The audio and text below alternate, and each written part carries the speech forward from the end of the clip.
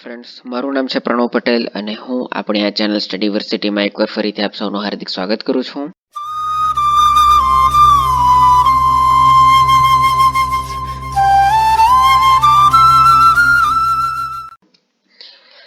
Last લેક્ચરમાં આપણે appropriation bills અને તેના વિશે આપણે ચર્ચા કરેલી હતી. તેના સિવાય આપણે કટ મોશન જોયેલા હતા. કેટલા પ્રકારના છે? તો 3 પ્રકારના છે. કયા કયા છે? તો policy cut motion, economic cut motion અને ટોકન કટ મોશન. 3ની આપણી વ્યાખ્યા એકવાર જોઈ ગયેલા હતા. વચ્ચે 2 દિવસ થઈ ગયા એટલે થોડું રિવાઇઝ કરાવી દઉં. પોલિસી કટ મોશન એટલે કે હું આખી પોલિસીને જ રિજેક્ટ કરવા માંગુ છું. ઇકોનોમિક કટ મોશન એટલે કે ડિમાન્ડ્સ ઓફ ગ્રાન્ટ્સમાંથી અમુક ફિક્સ રકમ કાપી નાખવી. એટલે કે કોઈ એવી પોલિસી હોય કે જેની અંદર સરકાર એમ કહે કે આની અંદર અમે 50,000 કરોડ આપીએ છીએ આ પોલિસીને તેનું ઇમ્પ્લિમેન્ટેશન કરવા માટે. તો કોઈ કેમ કહેશે કે ના ભાઈ, આના માટે 50,000 કરોડ તો ઘણી વધારે રકમ છે, તેને તમારે એની જગ્યાએ 45,000 કરોડ આપવી જોઈએ. અને જો ડિમાન્ડ્સ ઓફ ગ્રાન્ટ્સ પાસ થઈ જાય તો તેની અંદર એટલા જે 5,000 કરોડનું જે કાપ મૂકવાની વાત હતી તે કાપ આવી જાય છે. એક છે ટોકન કટ મોશન. એક પ્રકારે પનિશમેન્ટ તરીકે પાસ કરવામાં આવે છે અને જો તે પાસ થઈ જાય તો 100 રૂપિયા કટ કરવામાં આવે છે, એટલે કે 100 રૂપિયાનો દંડ. અને આ જેટલા પણ કટ મોશન છે તે કઈ રીતે ઇનડાયરેક્ટલી ઓપોઝિશનને આપે છે એક ગોલ્ડન ચાન્સ, તેની પણ આપણે ચર્ચા કરેલી હતી. જો તમે તે વિડીયો નહીં જોયો હોય તો લાસ્ટ વિડીયો તમે ફરીથી જોઈ શકો છો. એના સિવાય એક જે ડાયરેક્ટલી છે, તેમ મેં જે તમને લાસ્ટ વિડીયોમાં કહેલું હતું તેમ કે જે ડાયરેક્ટ ગોલ્ડન ચાન્સ જે આપવામાં આવે છે તે આપણે રાષ્ટ્રપતિ વખતે જોઈશું. ઓકે, હવે આપણે આગળ વધીએ. કટ મોશન પાસ થઈ ગયું અથવા કોઈએ તે કટ મોશનનો પ્રસ્તાવ નહીં મૂક્યો, કંઈ પણ થાય, ધારો કે દરેક વસ્તુ કમ્પ્લીટ થઈ ગઈ, ત્યારબાદ શું થાય છે? ત્યારબાદ ટૂંકમાં લોકસભાનું કાર્યવાહી હવે પૂરી. હવે લોકસભાની અંદર દરેક પ્રકારની વસ્તુ થઈ ગઈ. હવે વારો આવે છે રાજ્યસભાનો. જેવું એ બિલ રાજ્યસભા પાસે જાય છે, રાજ્યસભા પાસે 3 વિકલ્પો છે. સૌથી પહેલો તો સૌથી સિમ્પલ છે કે ભાઈ તેને તમે પાસ કરી દો, ચિંતા જ પૂરી. બીજી વસ્તુ, તમે પોતાની કોઈક રિકમેન્ડેશન મોકલી શકો છો, કોઈક સુધારા વધારા મોકલી શકો છો કે ભાઈ અમારો એવો વિચાર છે કે તમારે આ પોલિસી નહીં લાવવી જોઈએ, અથવા તો આવી કોઈક બીજી લાવવી જોઈએ, અથવા તો આ પોલિસીમાં તમારે આવી કોઈક વસ્તુ એક્સ્ટ્રા એડ કરવી જોઈએ, આ કેટલીક વસ્તુ કટ કરવી જોઈએ. કોઈ પણ પ્રકારની રેકમેન્ડેશન આપી શકે છે, પણ એ જે પણ રેકમેન્ડેશન હશે તે લોકસભાને બાધ્ય રહેશે નહીં. લોકસભાને બાધ્ય રહેશે નહીં. મેં આગળ પણ કહેલું હતું કે જે મની બિલ હોય અથવા તો વાર્ષિક નાણાકીય વિવરણ કહી લો કે પછી બજેટ કહી લો, તેની અંદર રાજ્યસભા એક ભાગ ભજવે છે, પણ તેમાં રાજ્યસભા પાસે કોઈ પણ પ્રકારની સત્તા હોતી નથી. ઝીરો પાવર, કોઈ સત્તા હોતી નથી તેની મની બિલને લઈને. અને ત્રીજો વિકલ્પ કયો છે કે ભાઈ 14 દિવસનો ટાઈમ મળે છે રાજ્યસભાને કે 14 દિવસમાં તમે આની ઉપર ડિબેટ કરવી હોય તો ડિબેટ કરો, બબાલ કરવી હોય તો બબાલ કરો, પાસ કરવું હોય તો કરી દો, નહીં કરવું હોય તો નહીં કરો, વોટિંગ કરવું છે નહીં કરવું, બધી તમારી મરજી. પણ જેવા 14 દિવસ પૂરા થશે એવું તરત રાજ્યસભામાંથી તે પાસ થઈ ગયેલું કહેવાશે. ઇન શોર્ટ તમે કંઈ પણ કરો, કોઈ પણ ધમપછાડા કરો, શાંતિથી કરો, નહીં કરો, કોઈ ફરક નથી પડતો, તે પાસ થઈ ગયેલું જ કહેવાશે. એ રીતનું છે આની અંદર. ઓકે, તો આટલી વસ્તુ ક્લિયર થઈ ગયેલી હોવી જોઈએ. હવે શું થાય છે? તો ભાઈ જેવું રાષ્ટ્રપતિ પાસે જશે, એટલે કે જુઓ, આની અંદર લોકસભામાંથી પણ પાસ થઈ ગયું, રાજ્યસભામાં ગયું. મેં તમને કહેલું હતું રાજ્યસભામાં પણ સેમ પ્રોસેસ છે જેવી પ્રોસેસ લોકસભાની અંદર છે. બંને ગૃહમાંથી પાસ થઈ ગયું, પણ હજુ સંસદ કમ્પ્લીટ નથી થઈ. શા માટે? કારણ કે જે 2 ભાગોએ બિલને એપ્રૂવ કર્યું તે બંને ગૃહો લેજિસ્લેચર હતા. હવે આવે છે એક્ઝિક્યુટિવ. એટલે જેવું બંને ગૃહમાંથી પાસ થશે તે જશે રાષ્ટ્રપતિ પાસે. અને આ કેસમાં એટલે કે મની બિલમાં રાષ્ટ્રપતિ પોતાનો વીટો પાવર જે આર્ટિકલ 111 અંતર્ગત છે તે વાપરી શકે નહીં. તે વાપરી શકે નહીં. રાષ્ટ્રપતિએ ફરજિયાત તેની ઉપર સાઇન કરવી પડે છે. બંને ગૃહમાંથી પાસ થઈ ગયું, ત્યારબાદ જાય છે રાષ્ટ્રપતિ પાસે અને રાષ્ટ્રપતિએ ફરજિયાત સાઇન કરવી પડે છે. ઇન શોર્ટ, મની બિલમાં સંપૂર્ણ પાવર, એમ કહી શકીએ આપણે કે 100% પાવર ફક્ત અને ફક્ત લોકસભા પાસે જ છે. ન તો પાવર રાજ્યસભા પાસે છે, ન તો રાષ્ટ્રપતિ પાસે છે. તો આપણે એમ કહી શકીએ કે મની બિલમાં ટોટલ કંટ્રોલ કોની પાસે છે મિત્રો? લોકસભા પાસે છે. શા માટે? કારણ કે તે જનતાના પૈસા છે અને જનતાના પૈસાને કેવી રીતે યુટિલાઇઝ કરવા તેની સત્તા કોની પાસે હોવી જોઈએ? તો તે હોવી જોઈએ જનતાના જ દ્વારા ડાયરેક્ટ ઇલેક્ટ થઈને આવેલા પ્રતિનિધિઓ પાસે. તો આની અંદર તમે જુઓ કે આર્ટિકલ 77 ક્લોઝ 3 અંતર્ગત બજેટને રજૂ કરાવવાની જવાબદારી રાષ્ટ્રપતિની છે. કરાવવાની જવાબદારી. પણ કરશે કોણ? કરશે ફાઇનાન્સ મિનિસ્ટર. કોણ કરશે? આપણા નાણામંત્રી છે. હાલમાં કોણ છે? નિર્મલા સીતારમણ. બીજી વસ્તુ, આ જવાબદારી રાષ્ટ્રપતિની છે, પણ કાલે ઉઠીને તેમ કહેવા આવી ગયા કે ભાઈ અમારે 1 વર્ષનું, ધારો કે હવે આવવાનું છે 2021-22નું બજેટ, તેની અંદર નિર્મલા સીતારમણ એમ બોલી દે કે અમે તો 5 ટ્રિલિયનના સપના જોઈએ છે, એના માટે 5 વર્ષ તો લાગે. તો હવે જે અમે અમારું બજેટ લાવીએ છીએ તે બજેટ 5 વર્ષનું હશે. 5 વર્ષ સુધી બીજી કોઈ ઝંઝટ જ નહીં. તો એવું નહીં ચાલે. શા માટે? કારણ કે બંધારણમાં લખેલું છે કે જે પણ વાર્ષિક લખેલું જ છે. જો વાર્ષિકનો મતલબ શું થાય? એટલે કે 1 વર્ષ. વાર્ષિક નાણાકીય વિવરણ, નામ જ આ છે બજેટ. તો આપણે પ્રચલિત શબ્દ છે, મેં અગેન કહું છું, આપણા બંધારણમાં કોઈ પણ જગ્યાએ પેજ નંબર 1 થી લઈને જે લાસ્ટ જે પણ પેજ હશે તે પેજ સુધી જોઈ લો, કોઈ પણ જગ્યાએ બજેટ શબ્દનો ઉલ્લેખ નથી. ઇવન તમને જાણીને શોક લાગશે, પણ આપણા આખા બંધારણમાં કોઈ પણ જગ્યાએ વીટો શબ્દનો પણ ઉલ્લેખ નથી. આ પણ એક પ્રચલિત શબ્દ છે. વીટો શબ્દનો કોઈ પણ જગ્યાએ ઉલ્લેખ નથી.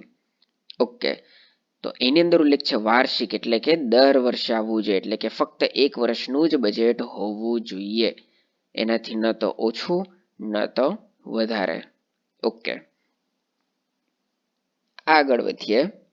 હવે શું છે સ્ટેજીસ ઓફ બજેટ, એની પહેલા આપણે ચર્ચા કરી લઈએ. ઇન શોર્ટ તમારે લખવું હોય તો લખી દો, કારણ કે પછી થાય એવું જ્યારે આપણે એક્ઝામની પ્રિપેરેશન કરતા હોઈએ, એક્ઝામ જ્યારે નજીક આવી જાય ત્યારે આપણે વાંચવાનું થાય ત્યારે આપણે એટલું લાંબુ વાંચતા હોઈએ તેની અંદર આપણે ઘણો ટાઈમ વેસ્ટ કરી દઈએ. પણ એકવાર આપણા દિમાગમાં હોય ત્યારબાદ આપણે ખાલી તેને ટ્રિગર કરવાની જરૂરત છે. તો તમે આવા પોઈન્ટ્સ ખાલી લખી દીધેલા હોય તો તમને એ જોઈને પણ યાદ આવી જાય કે ઓકે આ વસ્તુ, જેમ કે એક છે પહેલો પોઈન્ટ શું છે, તો presentation of budget by finance minister, એટલે કે નાણાં મંત્રી દ્વારા બજેટનું ઇન્ટ્રોડક્શન આપવું અથવા તો પ્રેઝન્ટેશન કરવું. હવે તે કેવી રીતે થાય છે તે તો તમારા દિમાગમાં આવી જ જાય આટલું જોઈને. બીજું સ્ટેજ કયું છે? તો એ છે જનરલ ડિસ્કશન. એકદમ સિમ્પલ, કોઈ ડિટેલમાં નહીં, જનરલ ડિસ્કશન. સાથે સાથે બીજું શું છે? સ્ટેજ 2 ની અંદર જ ડિપાર્ટમેન્ટ રિલેટેડ સ્ટેન્ડિંગ કમિટીનો ફાળો શું છે, તેનો રોલ શું છે તે છે. ત્યારબાદ આવે છે ડિમાન્ડ્સ ઓફ ગ્રાન્ટ્સ, ટોટલ કેટલી છે તેની પણ આપણે ચર્ચા કરી ગયેલા હતા. પછી આવે છે voting on demands of grants in Lok Sabha. ત્યારબાદ આવે છે પાસિંગ ઓફ એપ્લિકેશન બિલ અને અંતમાં આવે છે passing of finance bills. In short, tax. તમને ખબર હોય તો જ્યારે પણ બજેટ આવે છે ત્યારબાદ ટેક્સને લઈને પણ ઘણી જગ્યાએ ન્યૂઝની અંદર ચાલુ થઈ જાય છે કે ભાઈ આપણે કયાની અંદર ટેક્સ વધાર્યો, કયા નવા ટેક્સ લાવ્યા, કોઈ જૂના ટેક્સને માઇનસ કર્યા, કેટલો ટેક્સ વધારવામાં આવ્યો, કેટલો ઘટાડવામાં આવ્યો. તેની અંદર જે આપણી ઇન્કમ છે, માસિક હોય કે પછી વાર્ષિક હોય, તે ઇન્કમને કેટલો ફટકો પડે છે. એટલે કે પહેલા ધારો કે 2 લાખની ઇન્કમ હોય તો હવે તેને વધારવામાં આવી, ઘટાડવામાં આવી. મહિલાઓના માટે કયા પ્રાવધાનો છે, સિનિયર સિટીઝન્સ માટે કયા પ્રાવધાનો છે, કૃષકો માટે કયા પ્રાવધાનો છે, એ દરેક વસ્તુની ચર્ચા જે આવે છે ટેક્સ બિલની અંદર. ઓકે, હવે શું આવે છે? હવે આવે છે ક્વેશ્ચન. કયો સવાલ છે? તમે મારો એક મોટો સવાલ છે, તમને પણ કદાચ સવાલ થઈ શકે કોઈકને કે ભાઈ બજેટને પાસ થતા 2 મહિના લાગે છે સર, તમે કીધું એકદમ સાચી વાત. તો તે દરમિયાન ખર્ચ કરવા માટેની જે ગ્રાન્ટ્સ અથવા તો જે આપણે ભંડોળ કહીએ તે ક્યાંથી લાવવાનું? કારણ કે બજેટનો મતલબ જ એ થાય કે ભાઈ એક વર્ષનું બજેટ આટલું નક્કી કરો, તેના વગર તો આપણે કંઈ કરી નહીં શકીએ. તો એ 2 મહિના માટે તો આપણે કંઈક તો વાપરવાનું હોય ને. તેના વગર આપણે એવું તો કહી નહીં શકીએ કે ભાઈ જ્યાં સુધી બજેટ પાસ નહીં થાય ત્યાં સુધી કોઈ પણ ગવર્મેન્ટ સર્વન્ટ હોય કે પછી ગવર્મેન્ટ ઓફિસર, કોઈ પણ બ્યુરોક્રેટ્સ હોય અથવા તો નેતા હોય, MLA, MP, સુપ્રીમ કોર્ટ, હાઈકોર્ટનો જે સ્ટાફ હોય, કોઈ પણ વ્યક્તિ હોય જેની સેલેરી સરકાર આપે છે, તે તમે ભાઈ 2 મહિના માટે નહીં મળશે. 2 મહિના માટે તમારો કોઈ પણ પગાર ભથ્થા કંઈ પણ નહીં મળે. 2 મહિના સુધી આપણે વિદેશમાંથી કોઈ તેલ વેલની ખરીદી નહીં કરીશું, ગોલ્ડની પણ ખરીદી નહીં કરી, કંઈ જ નહીં. એવું તો નહીં થાય ને પોસિબલ. એટલા માટે તેનું પ્રાવધાન છે આર્ટિકલ 116માં. શું કહે છે ભાઈ આર્ટિકલ 116? આર્ટિકલ 116 ની અંદર આપેલું છે ભાઈ વોટ ઓન અકાઉન્ટ્સ. શું? વોટ ઓન અકાઉન્ટ્સ એટલે કે it is advanced grants of fund. આ એનું નામ છે આપણા બંધારણમાં. એનું કોઈક મને ગુજરાતી ટ્રાન્સલેશન એવું મળ્યું નહીં, તેથી મેં બેઠું જ ઇંગ્લિશમાં જ લખ્યું છે. તમે પણ તેને ઇંગ્લિશમાં યાદ રાખો તો સારું રહેશે. કે વોટ્સ ઓન એકાઉન્ટ એનો મતલબ શું થાય? એનો મતલબ થાય it's advanced grants of fund એટલે કે એડવાન્સમાં લઈ લેવું. એટલે કે ટોટલ એમાઉન્ટ ઓફ મની. એટલે કે તમે જુઓ, આપણે શું જોઈ ગયા કે બજેટ જે છે તેની પ્રિપરેશન ક્યારથી ચાલુ થઈ જાય? તો જે બજેટની પ્રિપરેશન છે તે તો 6 મહિનાથી જ શરૂ થઈ જાય, સપ્ટેમ્બર ઓક્ટોબર મહિનાથી.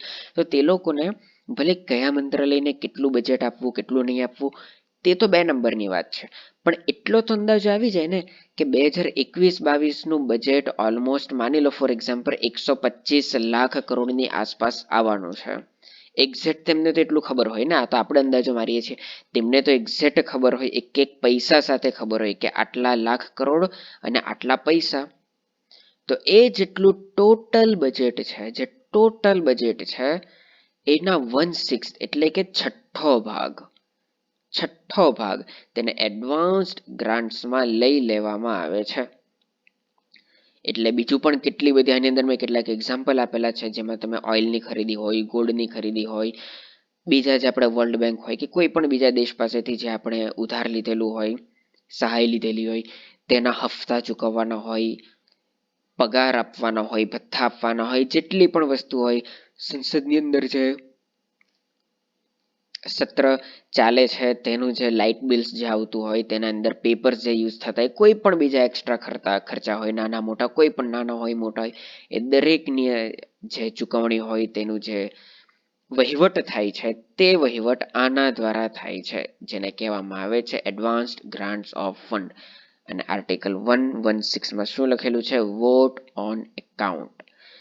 બીજું, ચૂંટણી સમયે આ ગ્રાન્ટ્સને બીજા 2 થી 4 મહિના માટે વિસ્તૃત કરી પણ શકાય. શા માટે?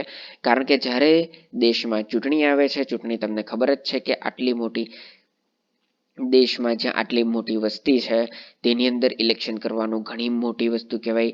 ઘણો મેન પાવર માંગી લે છે, ઘણું બીજી આપણી મહેનત એફર્ટ્સ માંગી લે છે. તો તેવા કેસની અંદર બજેટની અંદર જેટલા બધા બ્યુરોક્રેટ્સ જે તેની અંદર આવે છે, જે મેન પાવર યુઝ થાય છે તે અને તે વહેંચાઈ જાય છે, તો તે પોસિબલ નથી થતું પ્રેક્ટિકલી. તેથી બધો તમામ મેન પાવર તે સમયે ચૂંટણીમાં આપી દેવામાં આવે છે. તો એવા સમયે આને 2 થી 4 મહિના માટે વિસ્તૃત કરી શકાય. પણ કેવા કેસમાં? તમે તો એમ કહેશો કે ભાઈ દર 5-5 મહિના આવે છે, પણ છતાં પણ જે વર્ષે ચૂંટણી હોય, ફોર એક્ઝામ્પલ 2019માં ચૂંટણી હતી, બરાબર, 2019માં ચૂંટણી હતી, તો એ સમય પણ તો બરાબર લેવાયેલું. ફેબ્રુઆરીમાં બજેટ આવી ગયેલું હતું, તો પછી 2 થી 4 મહિના માટે વિસ્તૃત કેવી રીતે? ભાઈ આ વાત જે છે ને તે યાદ કરો, મેં શું કહેલું હતું કે લોકસભા જે છે તેનું વિસર્જન વહેલું કે મોડું પણ થઈ શકે.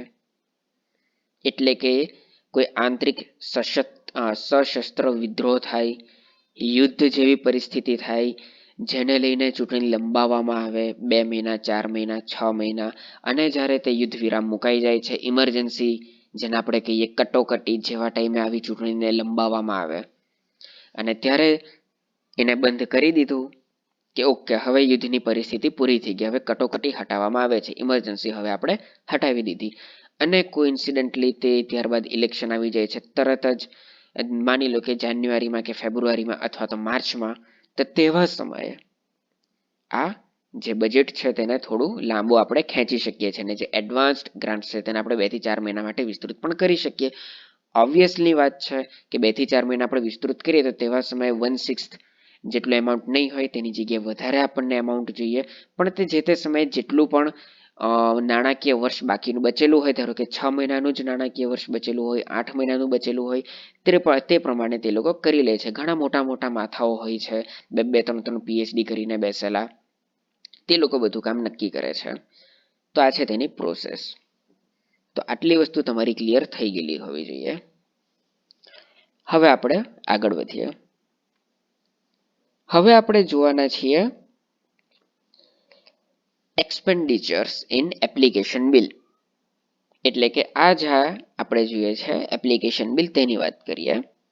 ઇલેક્શન સમયે જે ગ્રાન્ટ્સ છે તેને 2 થી 4 મહિના સુધીનું એક્સપેન્ડિચર કરી શકાય, બરાબર. એક્સપેન્ડિચરનો મતલબ જ થાય છે કે વિસ્તૃત કરી શકાય.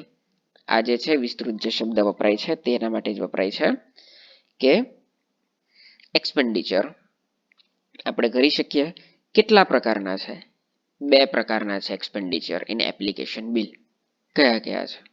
એક છે ચાર્જડ, એક છે નોન ચાર્જડ. એનો મતલબ શું? ચાર્જડમાં આવી જાય છે ભાઈ સેલેરી આપવાની છે, પ્રિવિલેજીસીસ આપવાનું છે, એલાઉન્સીસ આપવાનું છે, દરેક વસ્તુ તેની અંદર આવી જાય. બીજી વસ્તુ એ કે આ જે છે ચાર્જડ વસ્તુ તે છે નોન વોટેબલ, એટલે કે આની ઉપર કોઈ પણ પ્રકારની વોટિંગ થતી નથી. આ ફરજિયાત છે કે પાસ થઈ જ જશે, કારણ કે તમે કોઈના પણ સેલેરી પગાર ભથ્થા તમે અટકાવી શકો નહીં. તે તેને રેગ્યુલરલી બેઝિસ પર મળતા જ રહેવા જોઈએ. એક છે નોન ચાર્જ, એટલે કે આના સિવાય આની અંદર જેટલી પણ વસ્તુ આવી જાય આ તમારે કોઈ યાદ રાખવાનું નથી, એક્ઝામમાં નથી તમને પૂછાવાનું, કંઈ જ નથી પૂછાવાનું. આ તો ફક્ત મેઇન્સની અંદર ધારો કે આવી રીતનું કંઈ લખવાનું આવી ગયું અથવા તો તમારે ઇકોનોમીમાં આવી ગયું તો ખાલી જાણવા માટે છે. બાકી આના વિશે ડિટેલમાં પૂછાતું નથી. નોન ચાર્જ એટલે આની અંદર જે ચાર્જમાં આવતા નથી તે બધા આવી જાય છે. નોન ચાર્જ આ છે વોટેબલ, આ છે વોટેબલ. આની અંદર વોટ થાય છે, વોટ કરવામાં આવે છે. અને બીજી વસ્તુ કેટલાક ફેક્ટ છે આપણે તેની પણ ચર્ચા કરી લઈએ. ડિસ્કશન અને વોટિંગ, જે ડિસ્કશન થાય છે અને વોટિંગ થાય છે કોને રિલેટેડ? ડિમાન્ડ્સ ઓફ ગ્રાન્ટ્સને રિલેટેડ. તે ફક્ત અને ફક્ત લોકસભામાં જ થશે, લોકસભામાં જ થશે. યાદ રાખજો, ડિમાન્ડ્સ ઓફ ગ્રાન્ટ્સ પર ડિસ્કશન અને વોટિંગ લોકસભામાં જ થશે. ડિમાન્ડ્સ ઓફ ગ્રાન્ટ્સને લઈને કોઈ પણ પ્રકારનું ડિસ્કશન અથવા તો વોટિંગ રાજ્યસભામાં થશે નહીં. બીજી વસ્તુ જે આપણે જેટલા પણ 3 કટ મોશનની વાત કરી તે તમામ કટ મોશન પણ ફક્ત અને ફક્ત લોકસભામાં જ પોસિબલ છે, તે રાજ્યસભામાં પોસિબલ નથી. રાજ્યસભાની સત્તા ઘણી ઓછી છે, ફક્ત 3 જ જગ્યાએ છે રાજ્યસભાની સત્તા, જેની ચર્ચા પણ આપણે કરી ચૂકેલા છે. તો આટલી વસ્તુ ક્લિયર થઈ ગયેલી હોવી જોઈએ. અહીં આપણું બજેટ પૂરું થાય છે, આપણું બજેટ અહીં પૂરું થાય છે. હવે બજેટને રિલેટેડ જેટલું પણ પોલિટીને રિલેટેડ જેટલું પણ બજેટ છે તેની ચર્ચા આપણે કરી દીધેલું છે. હવે તેના સિવાય પણ જે બી વસ્તુ બજેટની બાકી રહે છે તે આપણે પોલિટીના સબ્જેક્ટમાં આવતું નથી, તે ઇકોનોમીના સબ્જેક્ટમાં આવે છે. તો નેક્સ્ટ લેક્ચરથી આપણે સંસદના સત્ર વિશે જાણીશું કે વાર્ષિક કેટલા સત્ર લેવાય છે, દરેક સત્રની અંદર કેવી રીતનું કામકાજ થાય છે, તે દરેક વસ્તુને આપણે ચર્ચા કરીશું. તો જો તમને વિડીયો પસંદ આવેલો હોય તો લાઈક કરી દેજો, શેર કરી દેજો અને સબસ્ક્રાઈબ પણ કરી દેજો. અને મળીએ છીએ આપણા નેક્સ્ટ લેક્ચરમાં. ત્યાં સુધી stay safe, keep learning. Thank you very much and જય હિન્દ.